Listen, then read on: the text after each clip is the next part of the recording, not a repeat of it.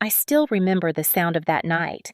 It was 3:00 a.m. on July 17th, 2024 in San Antonio, Texas. The air was heavy and warm, the kind that stuck to your skin and made everything feel too close.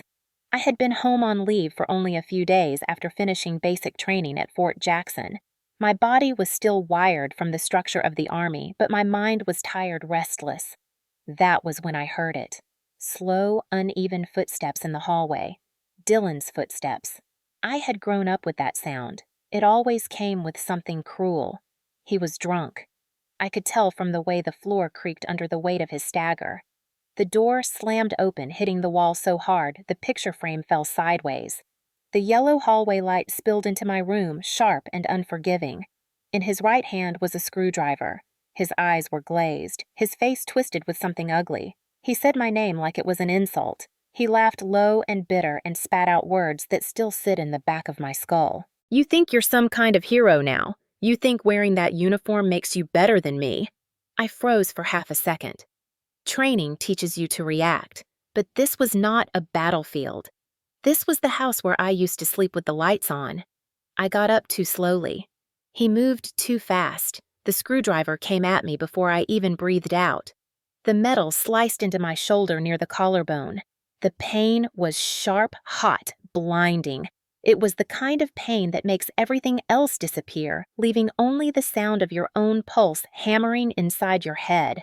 I stumbled back and hit the wall. My breath came out in ragged gasps. Dylan stood over me, grinning like he had just proved something. My stepmom, Evelyn, appeared in the doorway in her nightgown holding a mug. She didn't scream. She didn't call for help. She leaned in closer, her voice low and cold. "Don't make a scene." It was not the first time she used that tone. It was the same one she used when Dylan shoved me into the pool when I was 14. The same one she used when I cried at the dinner table. Something inside me broke and then hardened. I pressed my hand against the wound. Warm blood seeped through my fingers.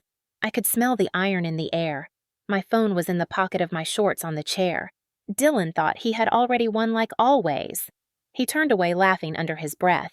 Evelyn stood still, sipping her drink, eyes flat. She wanted silence. She had always wanted silence. I reached for my phone slowly, carefully, my fingers slippery. I unlocked it by touch alone. 3 letters. SOS. I hit send. My breathing was shallow and loud in the quiet room. The ceiling fan clicked rhythmically like a metronome. For a split second, I thought I might pass out. I pressed my back against the wall to stay upright. I had survived training. I had learned how to keep breathing even when my chest burned. I focused on that now. The pain was real, but the fear was something older. Dylan turned back expecting to see me crying. He didn't expect to see me sitting up, eyes locked on him. He didn't expect silence. He didn't know that this time was different. I was not the scared girl who used to hide behind the door. This time, I had already sent a signal. Somewhere out there, someone was coming. Evelyn tilted her head as if daring me to speak. I didn't. Her face was calm, cruel, the same expression that had raised me in a house that never felt like home. I breathed in slowly. I realized something with a clarity that cut deeper than the pain. This was the last time they would ever have power over me. If you've ever been hurt by the people who were supposed to protect you, you are not alone. Comment, I see you. I grew up in that house like a guest who never quite belonged. I was 10 when my father married Evelyn. I still remember the sound of the gravel driveway the night we moved in. The house was bigger than anything I had ever lived in, but it felt cold, like it had already chosen who it belonged to. Evelyn had a way of speaking that made every word sound like a warning, and from the beginning she made it clear I was not her daughter. She called Dylan her golden boy, and she said it enough times that the walls might as well have echoed it back. Dylan was 2 years older, loud, spoiled, and proud of it. She put his pictures in the living room, lined the shelves with his soccer trophies, and told guests about how he was destined for great things. My pictures were in a box in my closet. Every night at dinner, she would ask about Dylan's day first. If I said anything about mine, she would tilt her head with that slight smirk, the kind that made me want to shrink into my chair. When I was 14, I won a small STEM scholarship at school. It wasn't something big, but it was mine. I walked into the living room holding the certificate like it was a lifeline. Evelyn and her sister were drinking wine and laughing. I showed them the paper proud and nervous at the same time. Evelyn read it once her mouth twisted into that half-smile. She said loud enough for everyone to hear, "Well, look at that our little trash soldier can count." The room laughed with her. My father sat in his armchair, eyes fixed on the TV, not even blinking. That silence was louder than anything she said. It told me exactly how alone I was in that house. That was the night I stopped expecting him to speak up. Dylan took her lead and made cruelty into a game. He'd sneak into my room, move things around, take little pieces of what was mine, then tell me I was crazy when I noticed. He'd trip me on the stairs, pull my ponytail in front of his friends, call me private loser before I had ever even joined the army. It was all a joke to him because she laughed, and if she laughed, then Dad never said a word. I started to build a world in my head, a quiet world where I could leave and never hear that laughter again. I would lie in bed at night and trace the ceiling lines, counting down years like they were steps out of a cage. That house taught me the difference between being present and being seen. I was present. I was never seen. Evelyn had a talent for turning ordinary days into small humiliations. She'd compare everything I did with Dylan's. His grades were fine, mine were irrelevant. He skipped chores, she said he was tired. If I did the same, she'd say I was ungrateful. On holidays, she bought him real gifts and handed me a card with nothing but her name. I learned to smile, say thank you, and go to my room. My father worked late most nights, and when he was home, he avoided looking too closely at anything. It was easier for him not to choose. I was 15 when I understood that silence can be more violent than words. I spent hours alone in the backyard, sitting under the same tree, listening to the wind move through the fence. That was my place, my only refuge. I dreamed about escape more than I dreamed about the future. I'd imagine a bus leaving town, a plane taking me somewhere with no familiar voices. When I turned 16, a recruiter visited my high school and talked about discipline, purpose, and freedom. The other students heard rules. I heard an exit. I started running every morning before sunrise because I wanted to be strong enough to get out. Evelyn mocked me for it, said I looked like a stray dog chasing cars. Dylan would mimic me running in slow motion, laughing in the kitchen. My father sat at the table stirring his coffee. Nothing ever changed. But every time Evelyn laughed, every time Dylan smirked, something inside me grew sharper like steel pressed to fire. I built walls in silence because speaking never helped. I learned to keep my face still, to breathe through it. I counted down the years until graduation like someone counting down days of a sentence. When Dylan turned 18, Evelyn threw him a graduation party. The house was full of people clapping for him. I stood at the edge of the room, invisible, holding a paper plate of food I didn't want. She introduced him to everyone as her pride. When someone asked about me, she said, "Oh, Riley, she's just around." I walked outside, stood under the tree, and swore to myself that one day they would see me leave and know they no longer had power over me. That moment lived in the back of my mind for years. It wasn't about revenge. It was about disappearing from their world like I had never existed in it. But as it turns out, I wouldn't just disappear.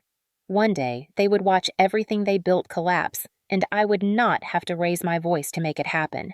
It started in that house with their laughter and their silence. It ended the night I sent the SOS. When I arrived at Fort Jackson, the first thing I noticed was the sound. Boots on concrete, commands shouted into the air, the rhythm of hundreds of strangers moving like one machine. I had spent years imagining this moment, the clean break from everything that came before. I thought stepping onto the base would silence the echoes from home, but they followed me like a shadow that refused to let go. Training was hard, but pain was something I understood. Pain was honest. It didn't lie to your face and laugh behind your back. The long runs, the crawling through wet dirt, the burning in my lungs after endless push-ups, those were things I could survive. It was the quiet moments in between that hurt in a different way. It was the way a voice from years ago could find me even here. On the third week, they took us to the rope course. The sun was brutal, burning the back of my neck. I stood at the base of the tall rope and stared up, my hands already slick with sweat. The sergeant barked at us to move.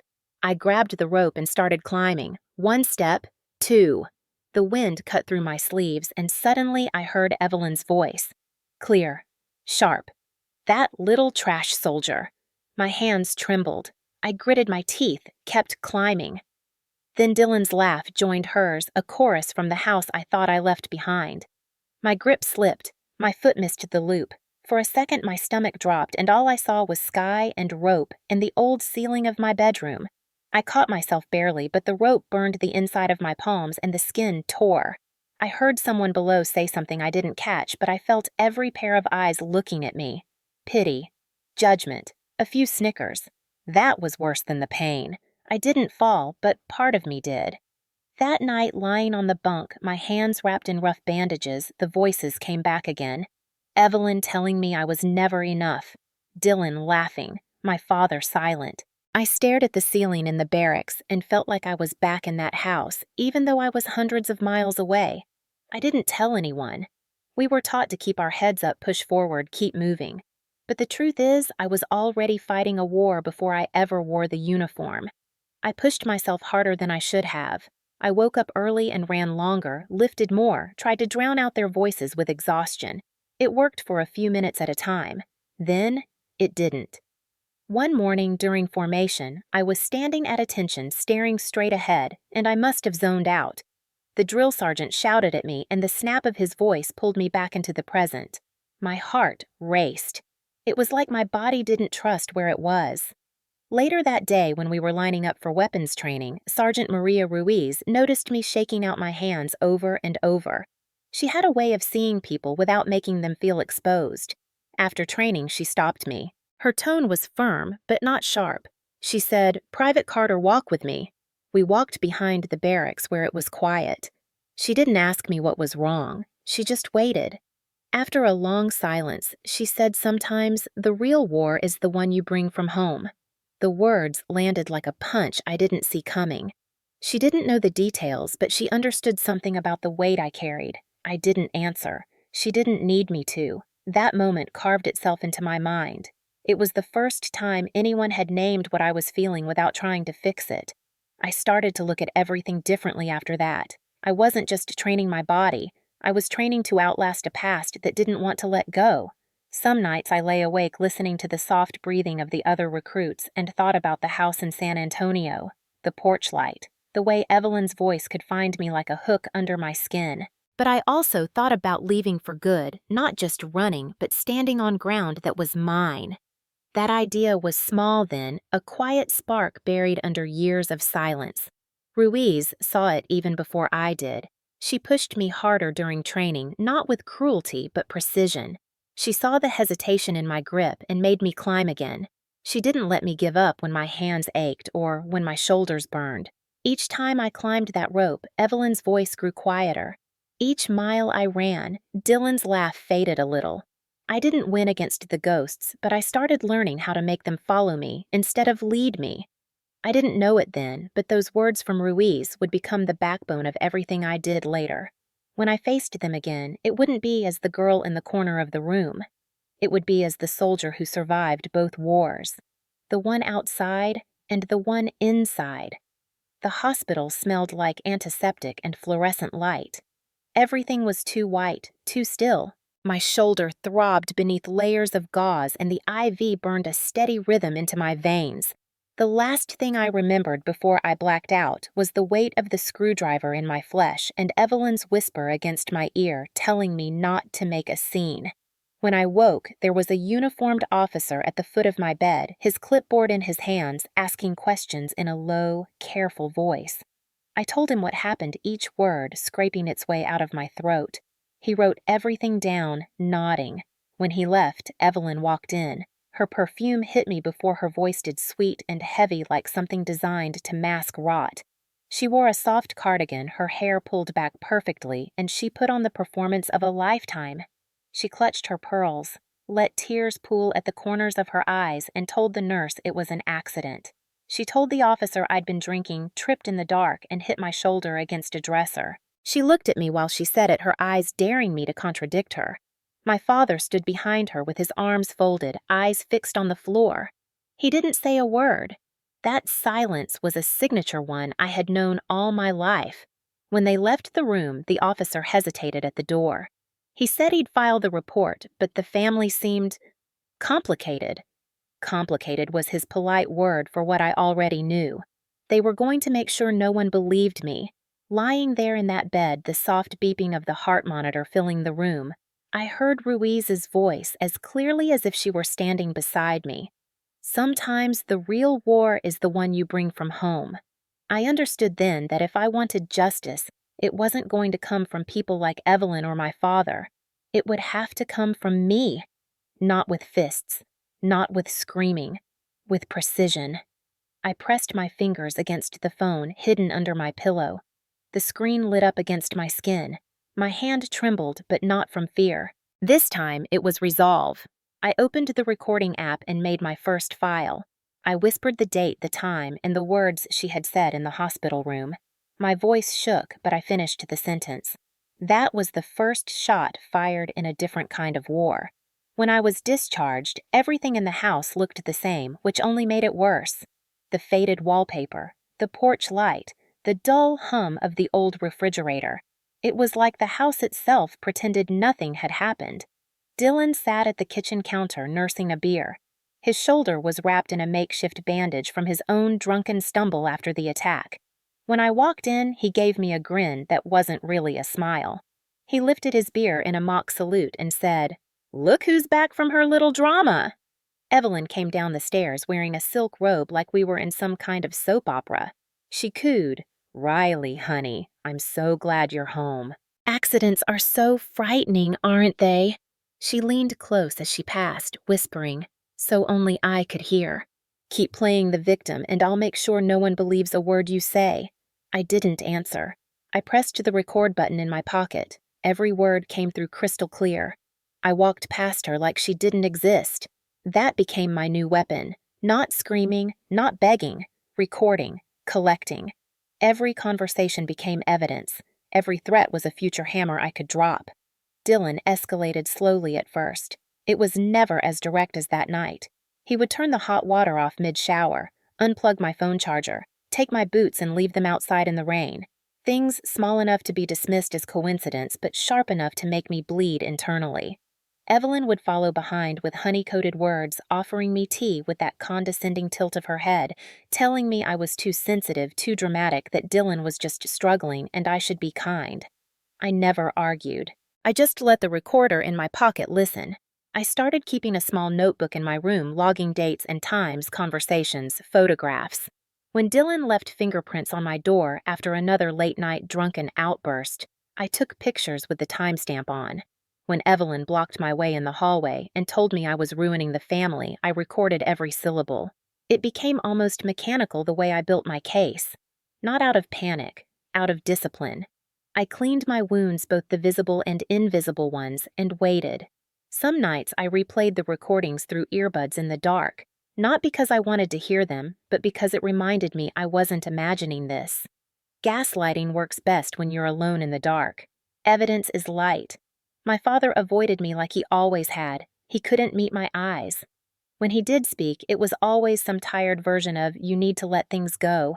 Evelyn spun stories about how worried she was for me, how much she loved me, how family should forgive. She used the word family like a knife dressed as a ribbon. I collected every lie. 2 weeks after the hospital, I came home from a run and found my duffel bag slashed open. All my folded uniforms inside had been dumped into the mud in the backyard. Dylan was on the porch, beer in hand, grinning. Evelyn appeared in the doorway and told me I should really learn to take a joke.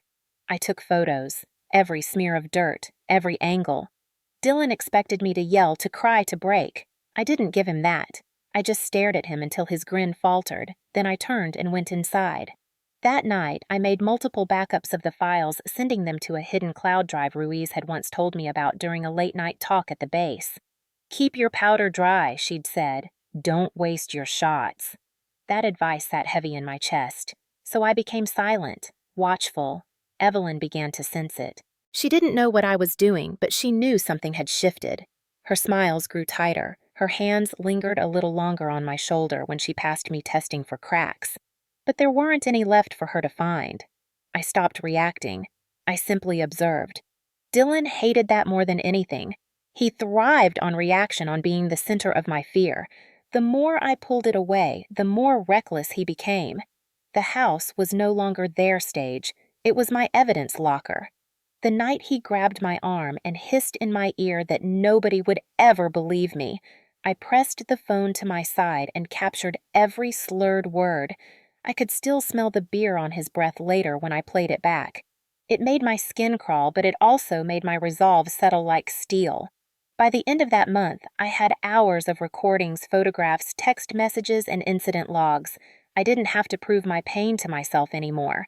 I was preparing to prove it to the world. In the quiet moments when Evelyn was asleep and Dylan was passed out somewhere, I would sit on the floor of my room with the small black notebook Sergeant Ruiz had given me and remind myself why I was doing this. This wasn't just about survival. It was about turning their cruelty into something they couldn't control. They had always used silence as a weapon. Now silence belonged to me. I didn't scream. I didn't run. I documented. That was the beginning of the trap. They didn't know it yet, but every soft laugh, every sneer, every whispered threat was no longer just a wound. It was evidence. It was a fuse I would light when the time came. It was a hot afternoon in late August when everything in me finally shifted, the kind of heat that makes the air thick and still. I was in my room folding laundry when I smelled something sharp and acrid drifting through the window. Burning fabric has a specific scent, a mix of smoke and something synthetic melting. My heart clenched before I even turned to look. I stepped outside into the backyard, and there it was. Dylan stood by the rusted fire pit in the middle of the grass, a lighter flicking between his fingers, flames licking at the edges of my dress uniform. The jacket was half folded over the rim, the gold buttons catching the sunlight as the heat blackened the fabric. The American flag patch curled at the corners as the flames climbed higher. My entire body went cold even though the sun was beating down. That uniform wasn't just fabric. It was every mile I ran, every blister on my hands, every scream I swallowed. It was the proof that I had built something of my own, something no one in that house had given me. Thomas stepped out from the porch, probably drawn by the smoke, but he didn't move to stop Dylan. He put his hand on my arm when I started toward the flames. It wasn't firm just enough to hold me back as if I was the problem. "It's just a uniform, Riley." His voice was soft, almost tired. He looked at me the same way he always did, like someone watching a storm they were too afraid to run from. Evelyn stood behind him, her silk robe fluttering slightly in the heat. Arms crossed her mouth, curved into that smile she saved for moments she knew she had won. She said nothing. She didn't have to. The smile said everything.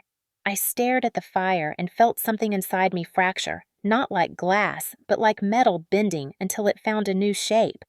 Dylan kicked at the jacket with the toe of his boot, laughing. He loved the sound of his own cruelty. He said something about how I should have stayed gone, how I thought I was better than them because of some patch and a salute. His voice blurred. All I could really hear was the crackling of the fire and the sound of my own pulse.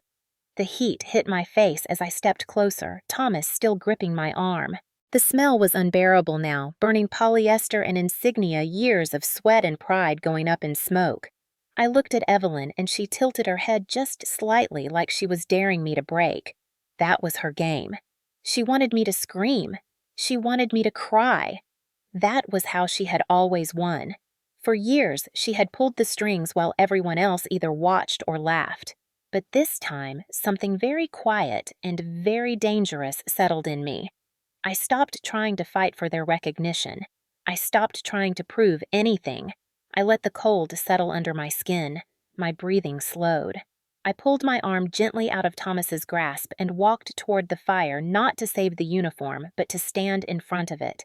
The heat bit into my skin, but I didn't flinch. Dylan laughed again, but there was a crack in it now, a thin line of uncertainty. He wasn't getting the reaction he expected.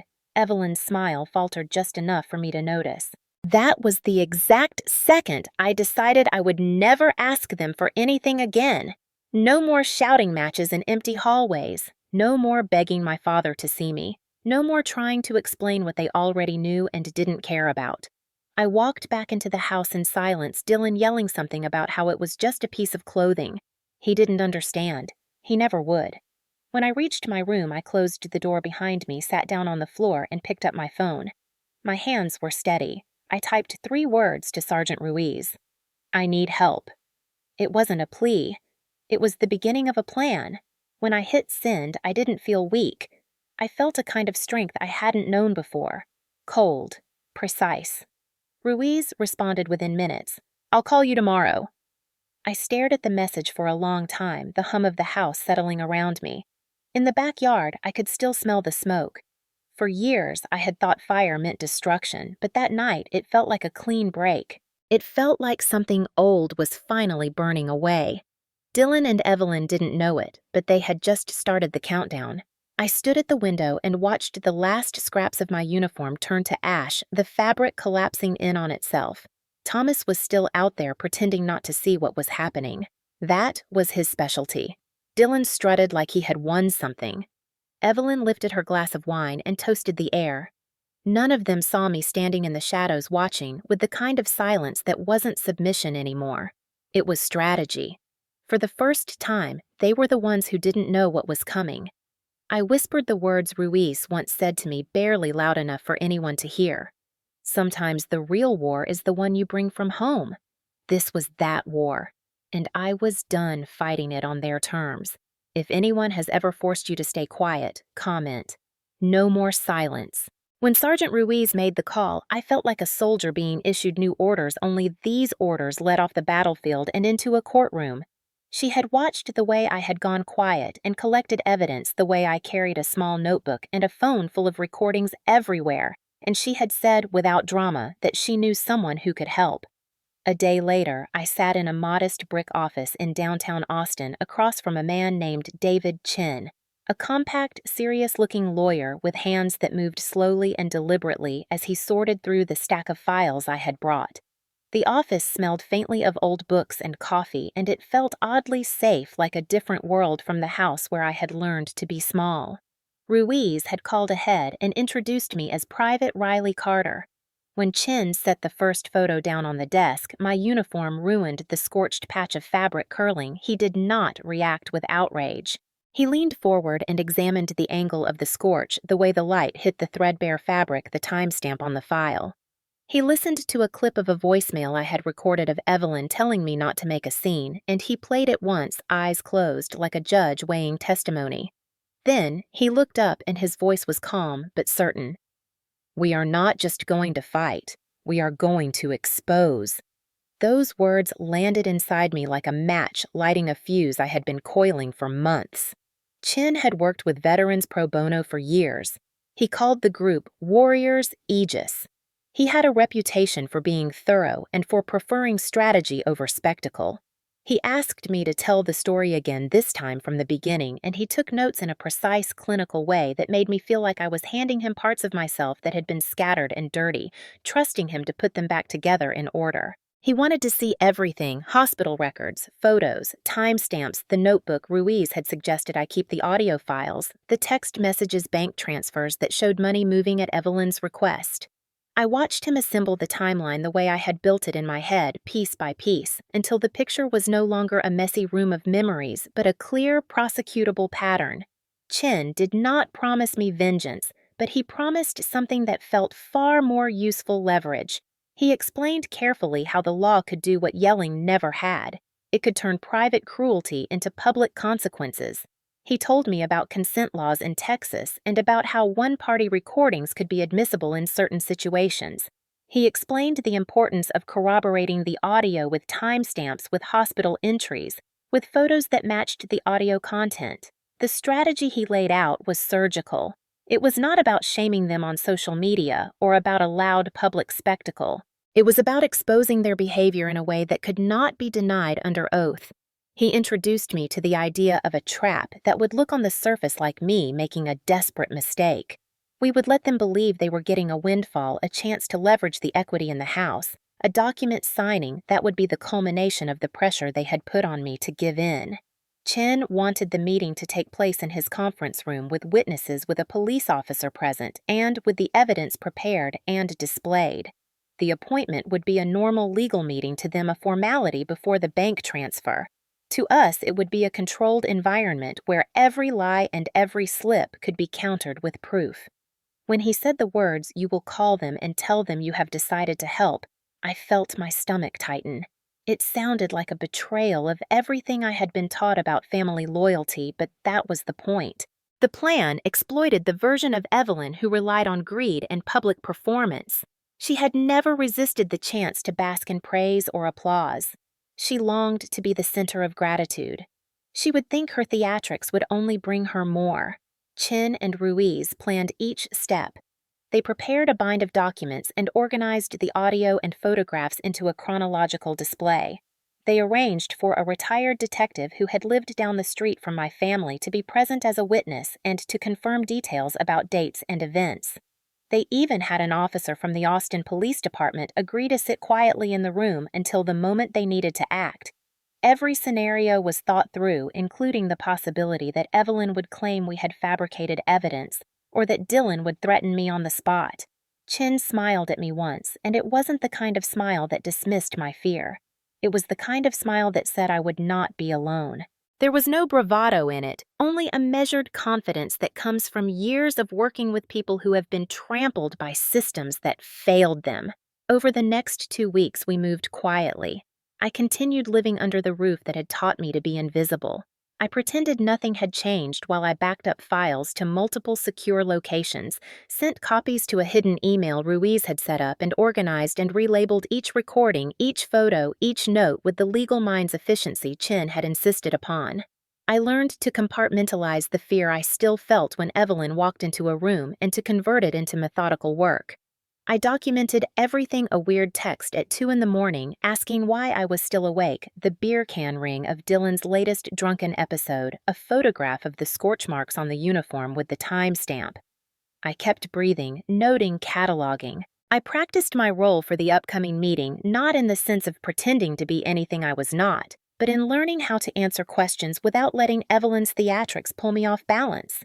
Chin taught me how to speak succinctly, how to present facts without letting anger color them.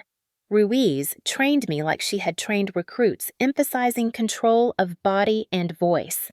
The juxtaposition felt strange military discipline applied to a legal campaign. But it worked. It transformed my anger into a tool.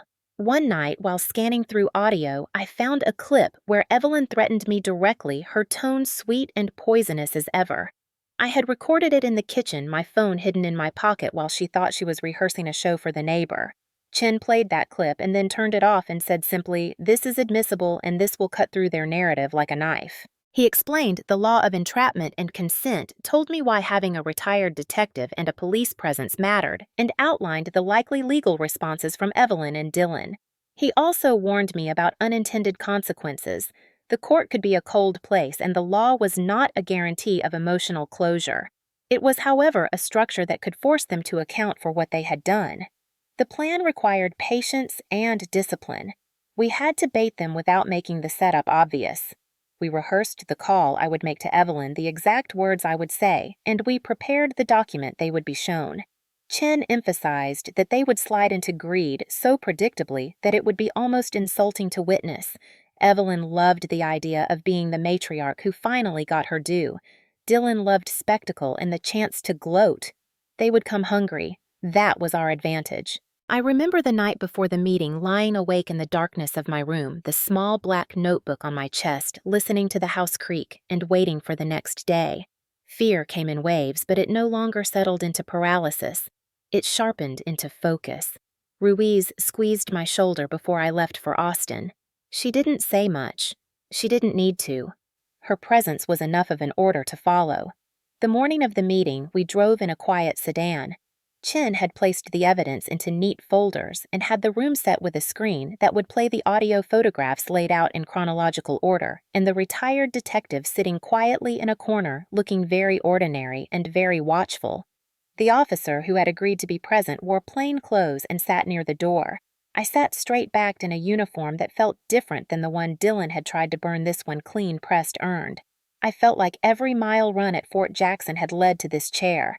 The trap was ready, and so was I. The conference room smelled faintly of old wood polish and coffee. It was September 10th, 2024. Sunlight spilled through the wide windows of Chin's law office in Austin warm and ordinary, which made the tension hanging in the air feel even sharper. I sat at the head of the table in my freshly pressed uniform, the same kind of uniform Dylan had tried to burn weeks before. The fabric felt heavier than usual, like armor. Across from me sat Evelyn in a crisp blouse and her favorite string of pearls. Dylan slouched beside her in a wrinkled button-up shirt, his eyes already glassy from something he'd had before coming here. My father sat at the edge of the table, hands clasped in his lap, looking at everything except me. They thought this was the day I would fold, the day I would finally hand over the house to help Dylan pay off the debt he'd dug himself into. Evelyn greeted the receptionist on the way in with a dazzling false warmth, as if she were walking into a charity gala rather than a legal meeting. She was radiant in her own mind. Dylan leaned back in his chair, legs spread a smirk pulling at the corner of his mouth. He believed this was already his victory. My father stayed quiet because silence was the only role he had ever played in this story. Chin stood at the far end of the table, composed, organized, calm. He walked in with a folder under his arm, nodded to me once, and placed the folder on the table with deliberate care. Beside the door, the plainclothes officer sat silently, appearing more like an assistant than law enforcement, which was exactly the point. The retired detective occupied the corner seat, quiet and still. Evelyn didn't even glance at him. She never looked at anyone who wasn't useful to her performance. Chin began the meeting in a smooth, neutral tone. He welcomed everyone and explained that today's session would simply be a review of property transfer paperwork, the kind of thing that happened every day in his office. Evelyn smiled sweetly, nodded at every word, performing her part flawlessly. She had no idea the floor beneath her had already been sawed through. When Chin slid the first set of papers across the table, Evelyn leaned forward, pen in hand, already poised to win.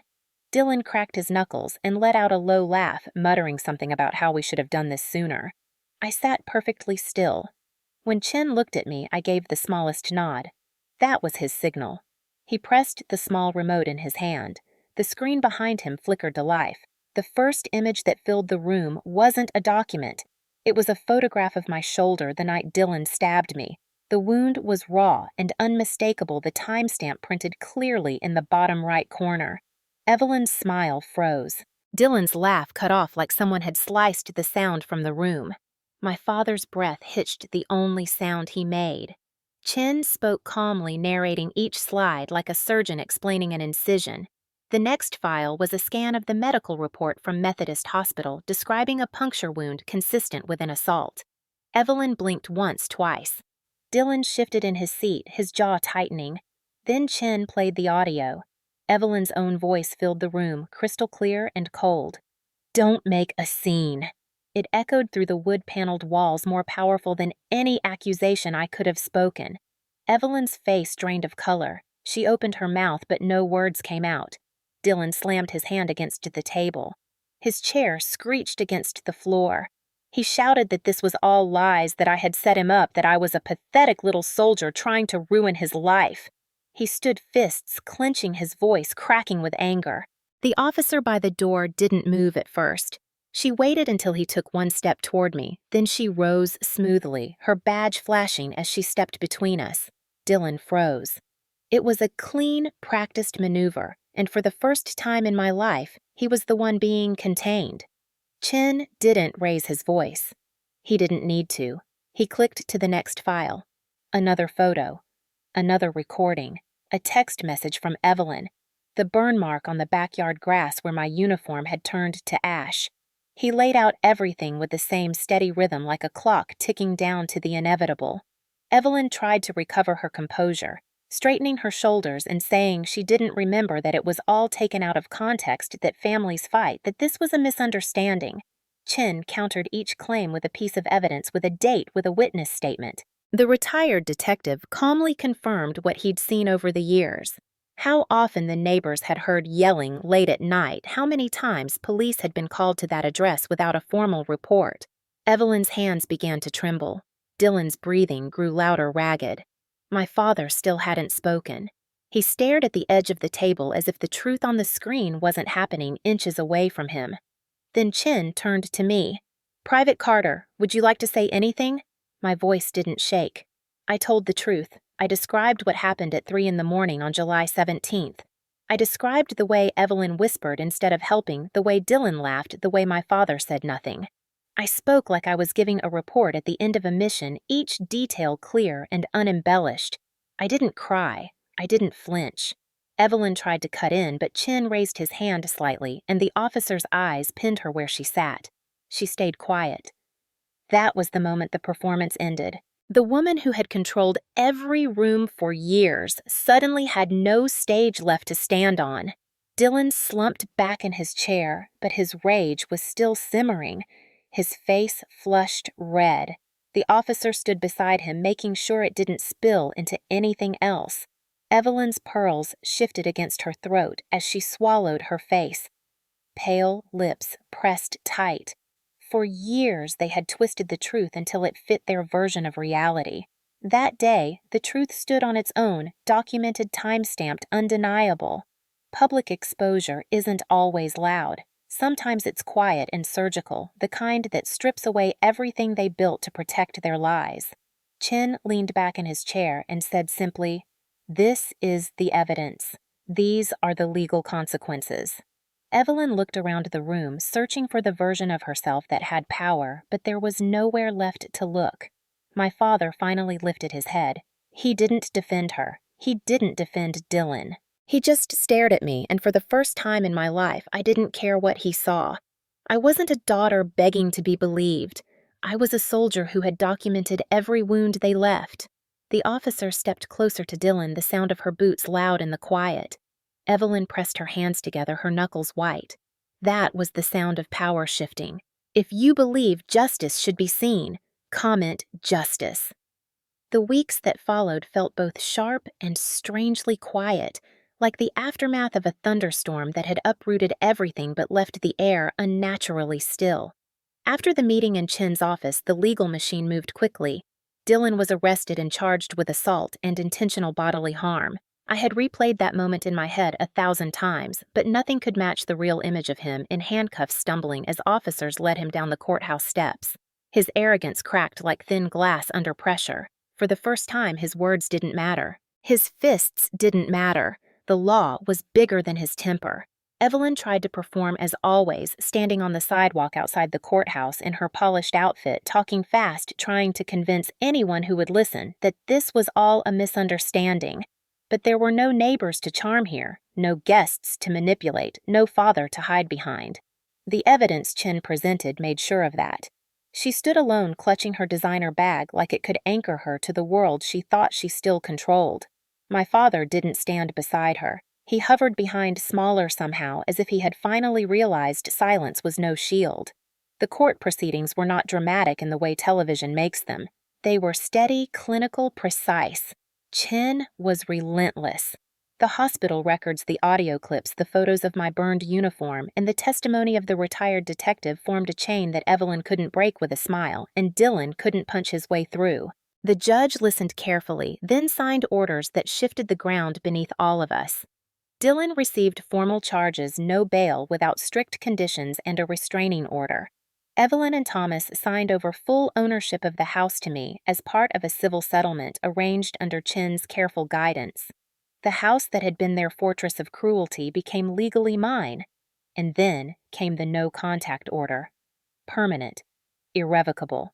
They could not come near me, could not contact me, could not turn me into their captive audience ever again. When I stood outside the courthouse with the wind cutting across the pavement, papers in hand, it didn't feel like triumph.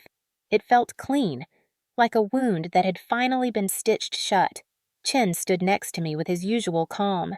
No celebration, just a nod that said it was done. Ruiz squeezed my shoulder and told me I had carried this like a soldier. For a while after that, I lived in a strange stillness. The house was quiet in a way it had never been. I walked through each room slowly, running my fingers over the door frames and the walls. I stripped away the old wallpaper, burned the curtains Evelyn had chosen, donated Dylan's things to charity, and painted the walls a color she would have hated. For the first time in my life, every inch of that house answered to me and me alone. The air smelled like paint and new beginnings instead of control and fear. But quiet doesn't stay quiet for long when people like them realize they've lost. 2 months after the court order, my phone lit up with a familiar number. I stared at it for a long time before answering. Thomas's voice on the other end was softer than I remembered, carrying the weight of someone who had finally run out of excuses. "Riley," he said, his voice trembling. "I was wrong. I shouldn't have let it happen. You're my daughter. I should have protected you." The words were things I had dreamed of hearing when I was 10, 15, 18. Back then, I would have given anything to hear my father say those things, to mean them. But standing in the middle of the house that was now mine, the walls no longer listening to Evelyn's laughter, I felt nothing. No heat, no forgiveness, no tears. The silence between us was vast. I told him calmly that it was too late. I told him I hoped he learned what it felt like to live with the echo of his own silence. I ended the call before he could try again. I didn't owe him my pain anymore. Evelyn's attempt came later, less direct, but no less predictable. Chen received an envelope at his office addressed to me in her careful handwriting. She didn't write much, just a few lines that sounded like they belonged in some play she had rehearsed her entire life. She wrote about family, about regret, about forgiveness. She didn't mention what she had done, only what she had lost. She didn't apologize to me. She performed remorse like she had performed cruelty for effect. Chen didn't even ask what I wanted him to do with it. He returned it unopened, exactly the way she had treated my pain all those years. Evelyn always expected that her words would keep me tethered to her, that I would flinch and soften the way I used to when I was a child. But I wasn't that child anymore. Her letter couldn't touch me. This was the audacity return I had been warned about. The part where the people who hurt you come crawling back, not because they've changed, but because they can't stand the idea of losing control over the story. They always want to rewrite the ending. They always want you to hand them softness they never gave you. I gave her nothing. I didn't even give her the satisfaction of a response. Life without their shadows grew steadier with each day. I rebuilt the house slowly, room by room, without their fingerprints. I hung a single frame in the living room, a photo from basic training, me and Ruiz, standing shoulder to shoulder, mud on our boots and sweat on our faces, no trace of Evelyn's smile anywhere. I started sleeping through the night without waking up to the sound of Dylan's drunken footsteps in the hallway. The scar on my collarbone still ached sometimes when the weather changed, but it wasn't a reminder of pain anymore. It was proof. Proof that I had survived their fire and come out harder than the steel they tried to bend. Dylan sat in a county jail cell awaiting sentencing. Evelyn lived somewhere outside the city, wrapped in the life she could still control, which no longer included me. Thomas faded into the background of my memory like a shadow at sunset. They had all returned to the story once more, trying to claim some part of it, but I had already closed the door. This was my ending, not theirs. When the storm passes, it doesn't leave silence at first. It leaves debris. The house was still standing, but it carried the memory of everything that had happened within its walls. Each door held an echo. Each corner remembered a shadow. The first night after the court order was final, I stood in the entryway with a bucket of paint and a hammer. The light was soft, the kind of evening glow that used to make me feel trapped. This time, it felt like a threshold. I walked through each room slowly, letting my fingers trail across the walls. The wallpaper Evelyn had chosen when I was 11 still clung to the hallway in pale yellow strips brittle with age. I ripped a piece away and it came down like peeling skin, revealing a blank surface underneath. It was strange how easily something that had defined my childhood could crumble between my fingers. I spent the next few weeks tearing down everything that carried their fingerprints. The floral curtains Evelyn had loved. Gone. The ugly chandelier Dylan had broken twice and she had insisted on keeping. Gone. I opened the windows for the first time in years and let the air move freely through the rooms. I painted the living room a shade of blue, so soft it felt like quiet breathing. The smell of fresh paint pushed out the stale perfume Evelyn used to drown the house in. The floors were scuffed from years of Dylan's careless stomping, but sanding them down felt like erasing footprints one layer at a time. When I was done, the house looked different. But more importantly, it sounded different. The silence that used to press against me like a weight was now just silence. Empty. Safe. I turned one of the spare bedrooms into a small gym space, a pull-up bar, a punching bag, a corner mat. I started training again every morning the way I had at Fort Jackson, only now I did it because I wanted to, not because I was running from something. The steady rhythm of my boots hitting the floor was no longer an echo of fear. It was a drumbeat of control. Dylan was sitting in a jail cell awaiting the last of his sentencing. The news came in a court document that Chin forwarded to me one Tuesday morning. I didn't throw a party. I didn't even smile. It wasn't about joy. It was about gravity finally pulling everything to where it should have been all along. Evelyn had disappeared somewhere out of the city, and the quiet that followed her absence was heavier than I expected. For years, I thought I needed noise to prove she was real. Now she was gone, and the silence didn't scare me. It grounded me.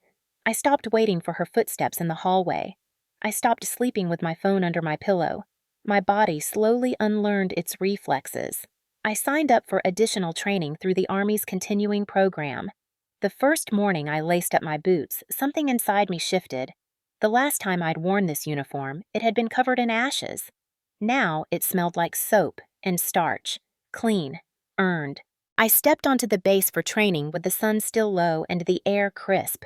Every inhale felt like a reminder that I was here by choice. Not escaping, not running, choosing. Sergeant Ruiz saw me that morning. She didn't say anything. She just gave me that steady nod of acknowledgement soldiers give when they understand something words can't hold. Training didn't erase the past, but it didn't carry it like a ghost anymore either.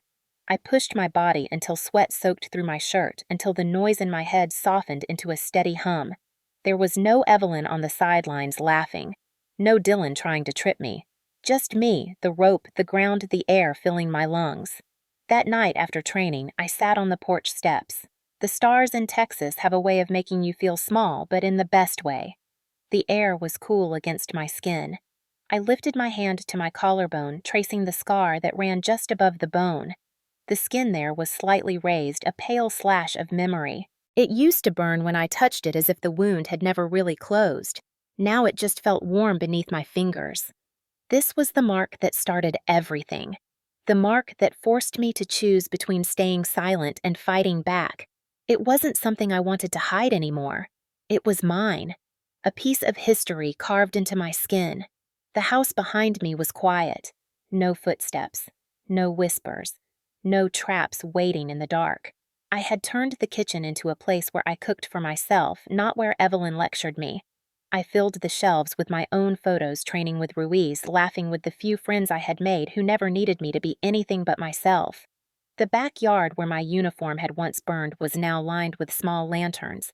I planted grass over the scorch marks. Every time I walked across that patch I remembered, but it no longer pulled me under. It reminded me how far I had come. Sometimes, late at night, I would lie in bed with the window open, listening to the breeze move through the trees. I used to hate the dark. Now it felt like it belonged to me. No ghosts. No hands reaching out from the past. Just quiet. Just breath. Just mine. Healing isn't loud. It doesn't announce itself with fireworks or headlines. It creeps in slowly like sunlight through the cracks. One day you wake up and realize you're not looking over your shoulder anymore. One day you realize your heartbeat isn't racing at every creak in the hallway. One day you touch the scar and it doesn't hurt. It just exists. Proof that you did too. I had survived the night they tried to silence me. I had walked through the fire they set at my back. And now, in this quiet house under a soft sky, I was no longer surviving. I was living. I never thought I would stand on a stage at Fort Jackson again. The last time I had stood here, I was a recruit with bruised palms, shaking hands, and ghosts trailing behind me. This time the air was different. The sky was clear, the kind of blue that doesn't let shadows cling to it. Rows of soldiers filled the training field, their uniforms catching the sun in sharp lines. I could hear the distant thud of boots from another unit running drills, the metallic clink of rifles being stacked, and the hum of quiet conversations. This was the place where I had learned to breathe through fear. It felt right to come back here, not as someone carrying a wound, but as someone who had learned to fight with precision. Operation Open Eyes had invited me to speak for their annual gathering. It was a program created for service members who had lived with abuse behind closed doors, the kind no one wanted to talk about. When the email came, I hesitated at first. I wasn't a polished speaker. I wasn't anyone special.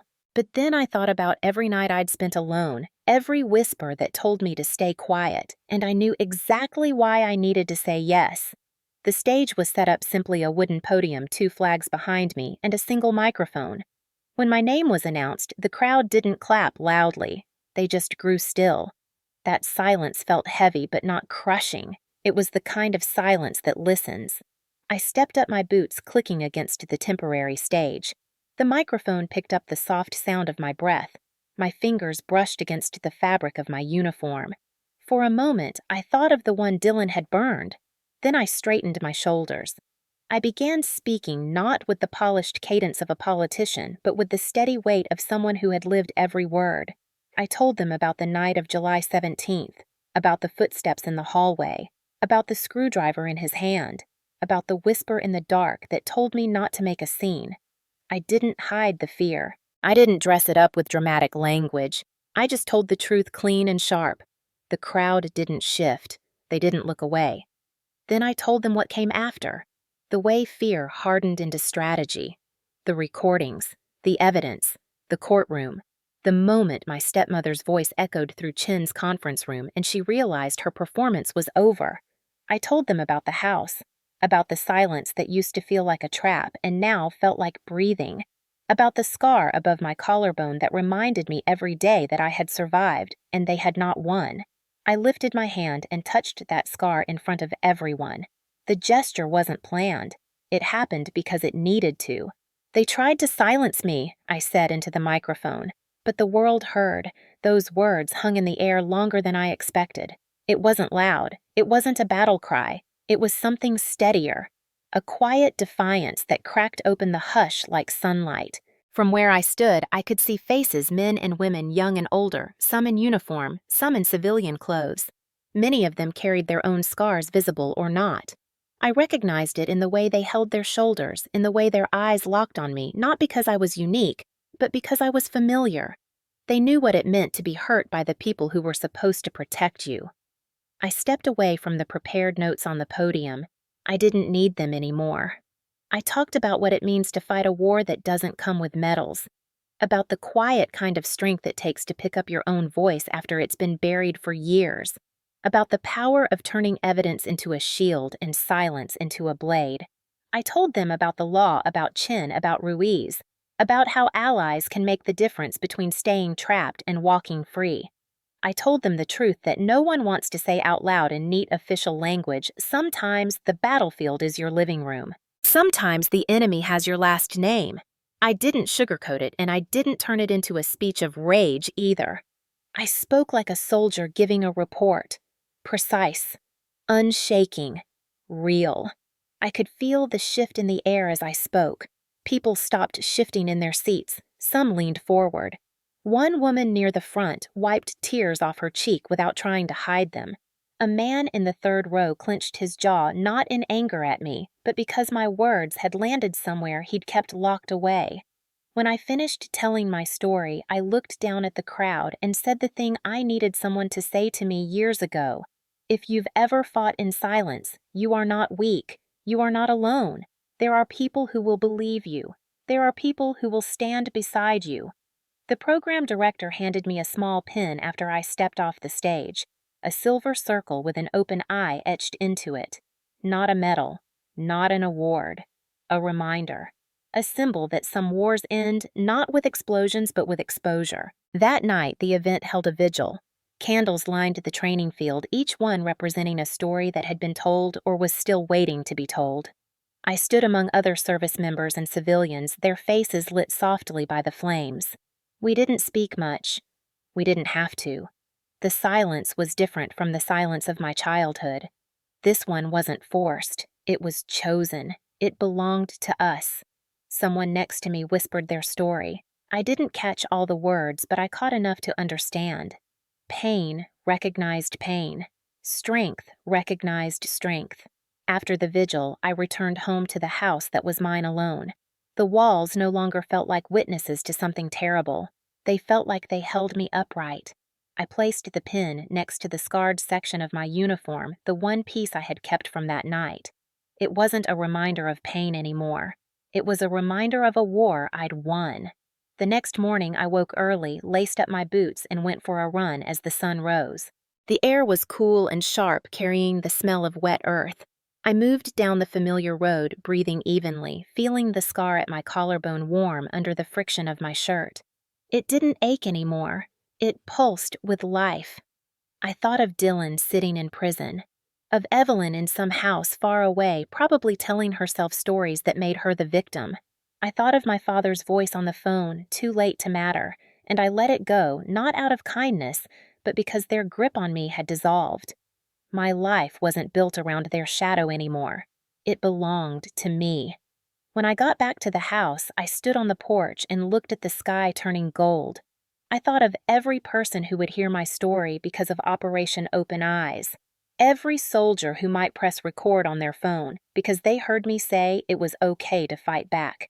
Every survivor who might whisper, "I see you," under their breath and mean it.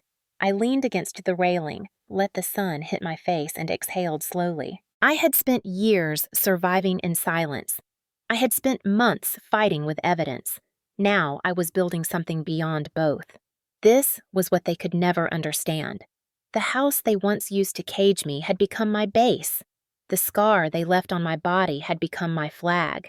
The silence they demanded had become my voice. They tried to silence me. But the world heard. If you have ever fought in silence, if you are still fighting, if you have ever felt unseen, write "I see you" below. No one has to fight alone. Not anymore. Before I walked off that stage, I let my hand rest on the edge of the podium and looked out over the crowd one last time. The wind caught the edge of the flag behind me, and the soft snapping sound reminded me of the night everything began. Except this time, I wasn't shaking. I wasn't hiding. I wasn't waiting for someone else to save me. I was standing exactly where I chose to be, and I knew there were people in that crowd who were where I once was. Quiet, afraid, trying to convince themselves that their pain didn't matter because no one would believe them. So I leaned into the microphone and said it clearly, slowly, so no one could mistake the weight of it. If someone ever tried to make you disappear in silence, if someone ever tried to turn your pain into their secret, know this: your voice can break walls. The night they hurt me, I thought it was the end of my story. It was only the beginning. When I pressed that SOS, I wasn't just calling for help. I was declaring war on the silence they built around me. And if you're listening to this now, maybe this is the moment you stop letting them own your story. You don't have to scream to be heard. You just have to refuse to disappear.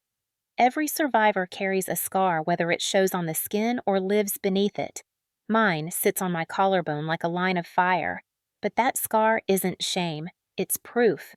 It's a map of where I've been and how far I've come. Yours is too. So I'm asking you, not as a soldier, not as a victim, but as someone who has been there to take that first step. Speak, write, record. Reach out. Refuse to be their secret. Let the world hear you, because the moment you stop whispering is the moment they lose.